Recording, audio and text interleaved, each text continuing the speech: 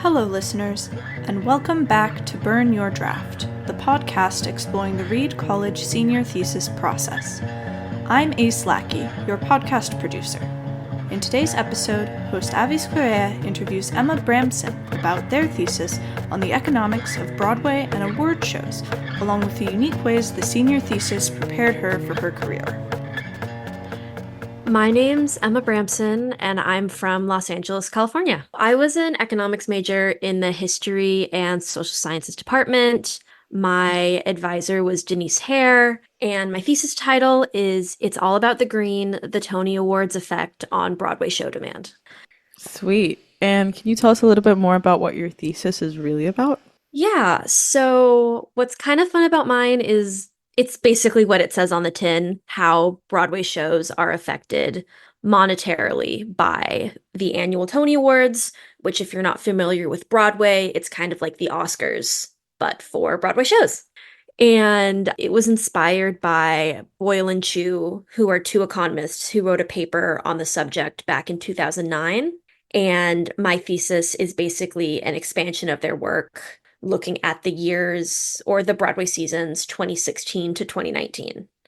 I've been a theater kid forever, like as long as I could remember.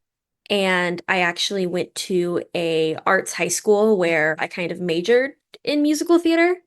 And at Reed, I did not end up grabbing a dance minor, which was awesome. But I wasn't super engaged with the theater community, especially because COVID hit end of my freshman year, so that was a bit disjointed, but I knew whatever I did for my thesis, I wanted to tie in like another element, like look at the economics of something instead of looking at analyzing GDP or like currency exchange rates, which are both cool and very cool research has been done with both of them, but I kind of wanted to draw in one of my outside interests. I had a whirlwind of a qualing experience because I should have taken my qual mid-end of fall semester of my junior year. But what ended up happening is that semester I studied abroad. And so I was in London having the time of my life, not really thinking about the qual. I mean, I knew it existed, but I kind of figured it would like figure itself out. So then I get back to the States about a week before I have to drive back up to Reed. And I get an email from someone from history and social sciences. They're like, hey, you have to take your qual before you can officially start your thesis, start your senior year. So we worked it out that I would be taking the qual the Sunday night before school started. So I drove up to Reed that week. On Saturday, I unpacked into my dorm. And then on Sunday, in the morning, I taught a Paideia class. And then in the afternoon, I sat down in the library and I took my qual and I sent it over to John Rourke, shout out John Rourke. And then 2 days later, I was officially inducted into thesis hood. So then the first 2 weeks, meeting with Denise, we were just kind of trying to figure out what I even wanted to thesis on. I kind of knew at that point I wanted to do something related to Broadway, but I had a few different ideas, one being like, worker productivity and the 40-hour work week. Another had to do with like trains. But we narrowed it down to Broadway, and then we were trying to figure out what we could realistically do. The kind of economic thesis I wanted to do, I needed a substantial amount of hard data. And originally walking into this, I thought Broadway shows, they're mostly private companies under no obligation to publish their data. So I was a little concerned about that. My original idea was looking at the effect of bootlegs on Broadway shows. Like, do they actually affect the financials? Bootlegs being illegal filmings of Broadway shows that would then be uploaded onto the internet, usually. And I couldn't really get the data for that because finding data about illegal things, especially illegal things that just started in the last 5 years to become mainstream, a little difficult. But I then found out that my savior, the Broadway League, is the trade association for Broadway. They're the people that run the Tonys. They're in charge of most things. And they actually source the data. They have every Broadway house submit financial data weekly, including things like what are their gross revenues, how many tickets did they sell, average price of their tickets. And then they publish that. And then I actually got my data from Playbill, who also publishes it. So basically, turns out Broadway shows do have very easily accessible public data. So I got to use that. What made you choose Reed? Reed's took an interesting path to get here. So I was looking for colleges to apply for, and I was told find some Reed schools, find some target schools, find some safety schools. And I have an aunt that lives out in Portland. And so I was like, Portland's a city. I knew I wanted to go somewhere that kind of had a city vibe, that there were things to do on campus and off campus. And I was like, yeah, Portland's fun. I went there once like 4 years ago. So I found Reed and I was like, you know what? Let's just add it to the pile. It's one more common app. Let's see what happens. And actually, I think I remember one of the additional questions was if you were teaching a Paideia class, what would it be? And I actually wrote mine, I think about like theater as a means of social justice and avenue for change, which is funny because that kind of connects to my thesis, but it doesn't actually connect at all to the Paideia class I ended up teaching, which was gore special effects makeup. So I applied to Reed, I applied to like a myriad of other schools across the country. And then interestingly enough, I ended up getting into two. I got into Reed and I got into University of Oregon. So the universe really wanted me in Oregon. And I did a weekend trip where I saw both schools, and I really liked the one-on-one attention that you were going to get at Reed, in addition to the campus just being beautiful. And I went into one of the major talks. I went into the economics talk, and Noel Wenedisel, who I'm sure I will mention multiple times throughout this interview, was the professor leading the economics talk for prospective students. And just the combination of competence feels too small a word, but just the utter mastery and intellect she used when describing her work and her teaching, combined with the passion that she had for both her work and teaching students, made a large impact on me. And I was thinking if this professor is a reflection of the economics department, I would be very well supported here. And I was very well supported here for the 4 years that I was at Reed. So that was a pretty good indication of my time here. But you also mentioned something about being a theater kid. And there is a theater major at Reed. So what made you choose econ? Good question. So in high school, I was kind of choosing between getting a BFA, a Bachelor in Fine Arts in musical theater, versus going the more traditional academic route in college. And my school, I'm very grateful. There were ample resources for both. We had, phenomenal arts programs, but we also had a very solid core academic curriculum. They had honors, AP classes. We had a science Olympiad, I think. I never joined it. But there were plenty of resources for both paths, and students were encouraged to pick whatever path aligned with their passions and desires the most. Actually, ironically, some of the arts teachers that I had said you should only major in musical theater if you can't see yourself majoring in anything else, because you can still do theater with a quote unquote regular degree. And you also have the potential to make more reliable money. But I applied to both. I applied to some BFA programs, which included shipping off, audition materials, a song, a dance, a monologue, as well as more traditional college applications. And then, I went to a few callbacks for a few different theatrical programs. It's kind of interesting. I thought I was going to have to make like a big choice, like High School Musical style theater or traditional academic degrees. But I got into more regular academic schools and I got into theater schools, and it was less of a choice and more of a accumulation of past choices. And I decided on economics because we were required to take half of a semester of economics my senior year of high school. And I paid attention maybe 25% of the time because senioritis was setting in hard. But that 25% of the time, I thought it was pretty interesting what we were learning about. And When I actually entered Reed, when I decided I actually don't want to go down the theater Broadway route as a career, I switched over to I'm going to be doing law instead. So I didn't really know what I wanted my undergrad to be. I just thought I wanted to go to law school after that. And I think I applied to Reed as a political science major, now that I think about it, because that's just a major you can get if you think you're going to go to law school afterwards. But then I took the economics class and then my gears were turning a bit. And what I like about economics, there's two main things. Firstly, I like that there's a decent amount of math, but it's not all math. Like the math ratio was really great for me. I took Calc 1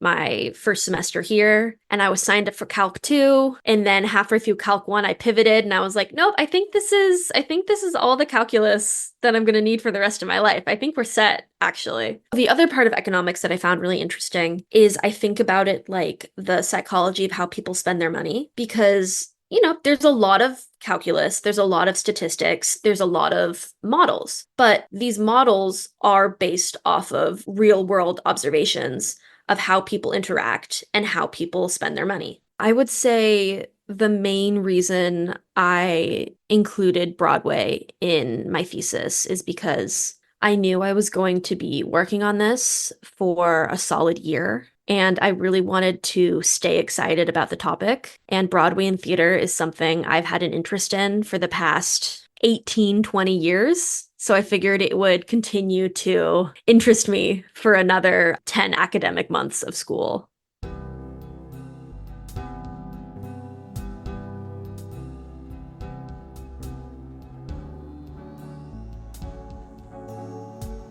Do you still remember what an average workday was like for you while working on your thesis?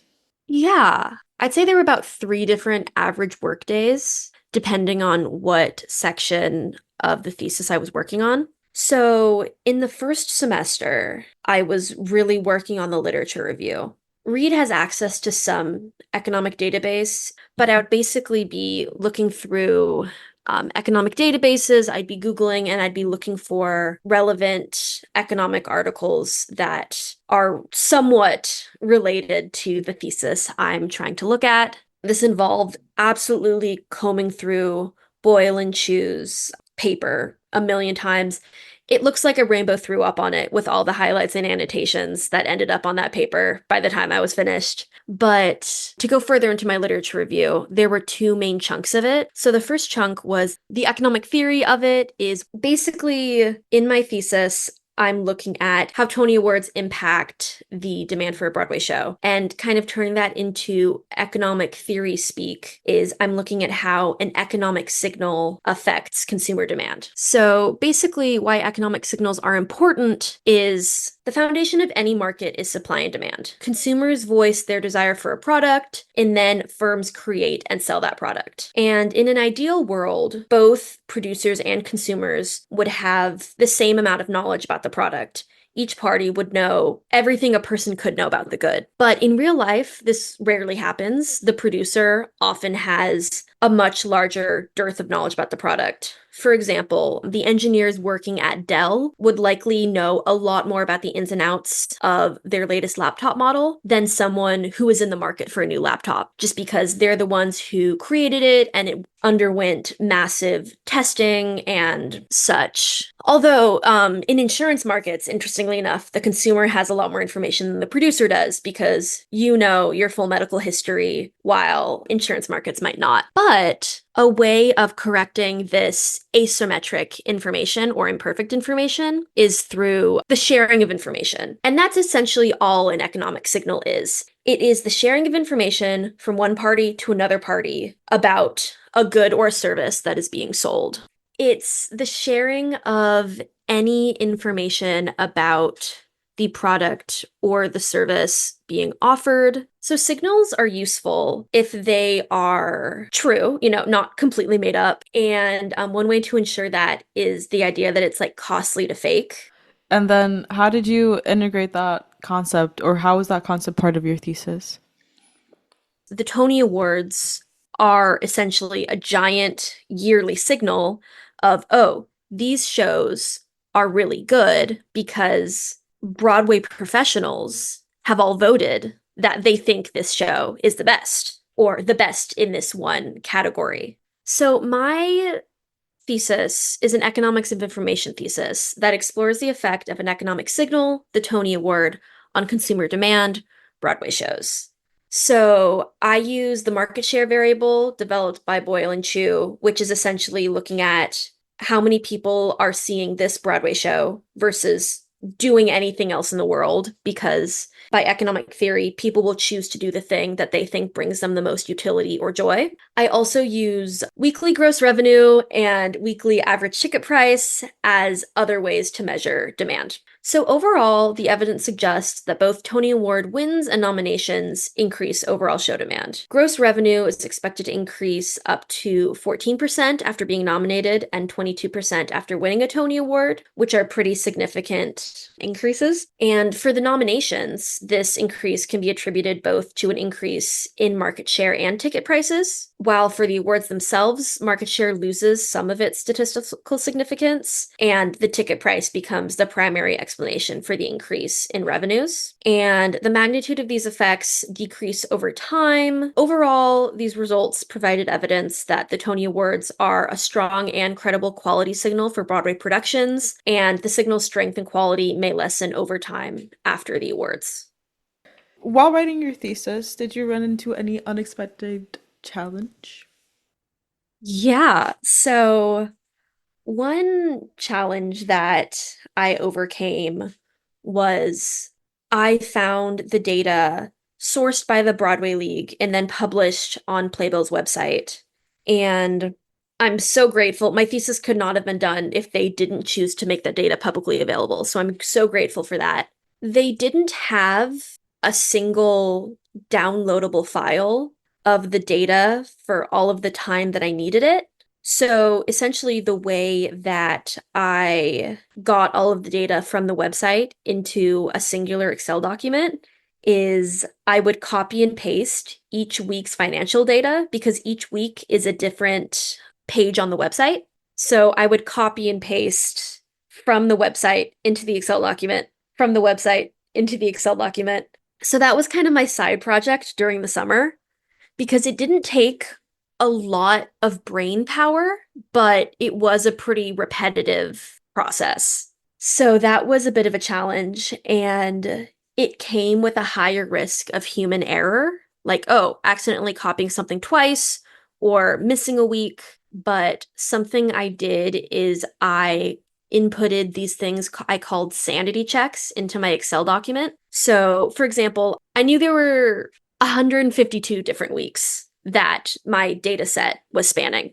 And so I basically coded an Excel cell to say, look at all of the dates that I have in these 6,000 rows of data. Are there 152 different inputs in the date section? And I knew if it said yes, then that means I inputted the correct amount of weeks. And if it said no, then I'd have to see, oh, did I skip a week? Did I put a week twice? So I made about 4 or 5 of those for different columns of the data, just to make sure that the human error was mitigated as much as humanly possible. What advice would you give to incoming readies or people that are beginning their thesis process? Well, my first piece of advice would be choose something you're interested in. Choose something you're passionate about, or at the very least, you think will captivate your attention for a 10 to 12-month period, because no matter what you end up thesising on, you're going to have some difficult moments when writing and defending your thesis. So making it something you enjoy talking about, that's the biggest thing. Make sure it's something you enjoy talking about, because you're going to talk about it a lot. You might even talk about it on a podcast 7 months after you graduate. So make sure it's something that really grabs your attention. Also, for economics majors, I would say think about how much statistics you want to include in your thesis. Think back on your time taking econometrics and how much you enjoyed it. Because really, I did the bulk of my thesis was data manipulation and creating the different regressions and the different variables. In my thesis, there's really only, I think, 6 different statistical regressions that I published. I know some people who did absolutely no econometric work in their thesis. they said no thank you and they went a different, more theoretical route. And there are some people who their thesis was 25 pages long and the densest math I've ever seen. So really just looking back on the classes you've taken, what you feel like your strengths were, what you enjoyed the most, and really focus on that in your thesis.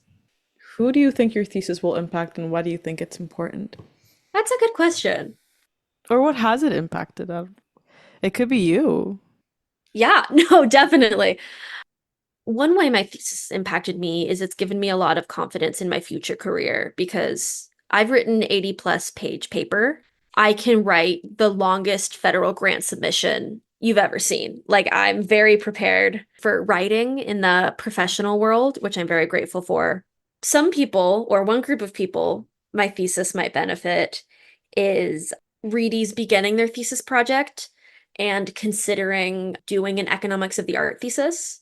Because when I indicated to Denise Hare that was something I was interested in, she combed through her past thesis students, her fellow professors' past thesis students, and she was like, you should look at this person's paper from 2009, this one from 2004, kind of giving me an idea of what an economics of the arts paper might look like. So I would like to think that one or two students will go into the thesis tower, or at least the electronic archive, which is a more accessible solution, and kind of page through my thesis and look at what's possible to do in your senior year at Reed.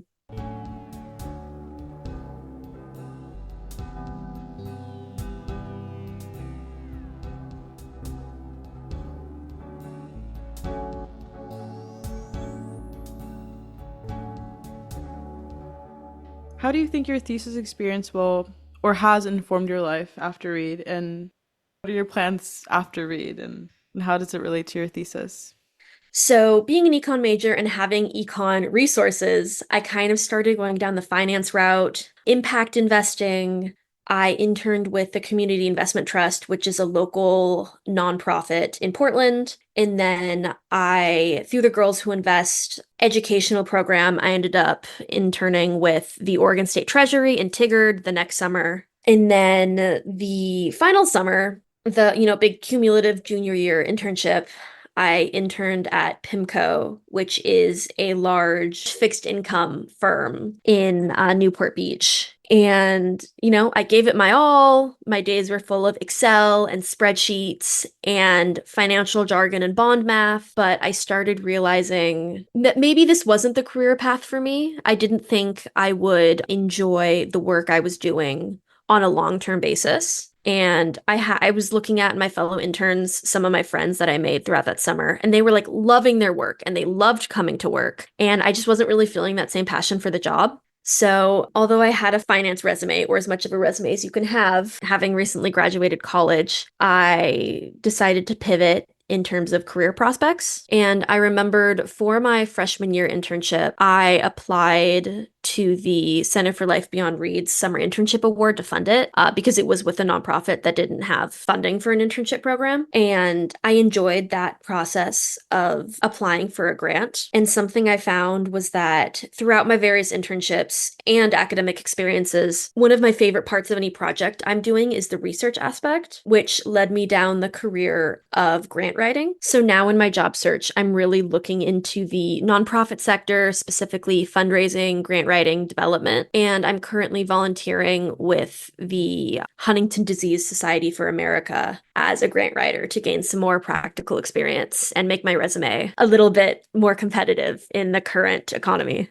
Could you explain a little bit more what grant writing is? In terms of nonprofits, because that's the sector that I'm really interested in breaking into, there are these organizations that basically want to give away their money to important causes. They might want to advance certain general initiatives like a clean earth or racial justice or women's empowerment. And so these nonprofit organizations, oftentimes they're not selling a service, like a nonprofit that works to aid a city's homeless population and get them into short-term and eventually long-term housing. They're not really selling a product, they're providing a service. So to fund these services, they apply for these grants. And so it combines a few checklists for me. I would like to be making a difference in my career, in my life, and what a lot of these nonprofits are advocating for are really speaking to me.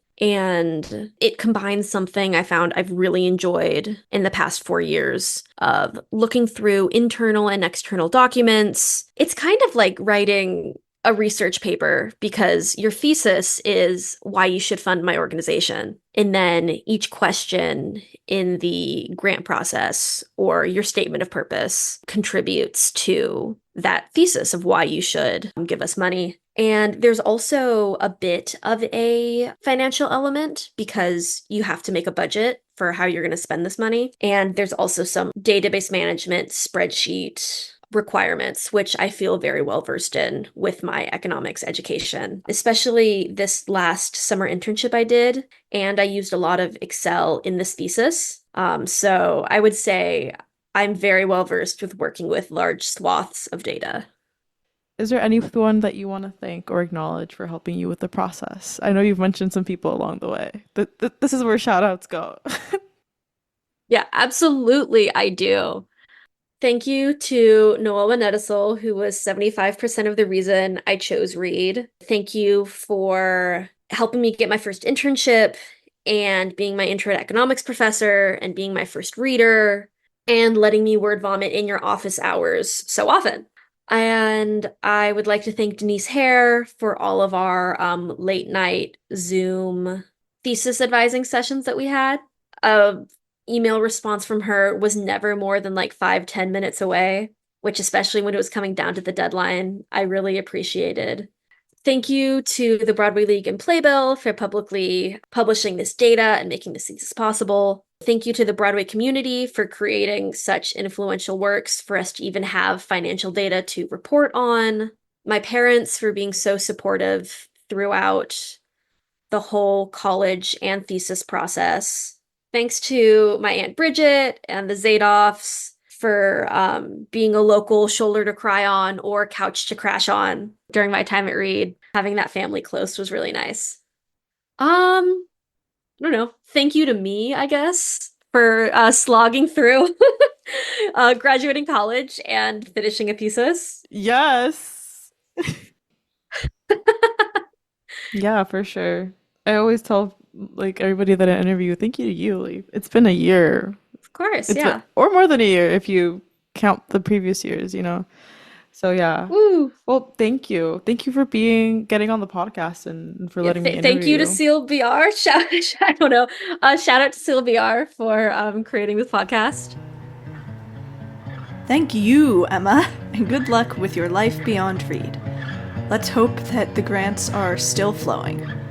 If you enjoyed Emma's story, I hope you'll join us to hear from more students and alumni about what it means to burn your draft. And be sure to subscribe, check out our X, Facebook, and Instagram pages, and write a review on Apple Podcasts. Burn Your Draft is a production of Reed College and the Center for Life Beyond Reed. Created jointly by students, alumni, and staff, this episode was produced and engineered by me, Reed College student, Ace Lackey. Our executive producer is Seth Paskin, class of 1990, with technical advising from Joe Janica. Our project manager is Nate Martin, staff and class of 2016. Music by Jack Salvucci, class of 2020, and podcast art by alumni Henry Gotchlich and Lillian Pham. This podcast was made possible by a gift from Seth Paskin. Thank you for listening.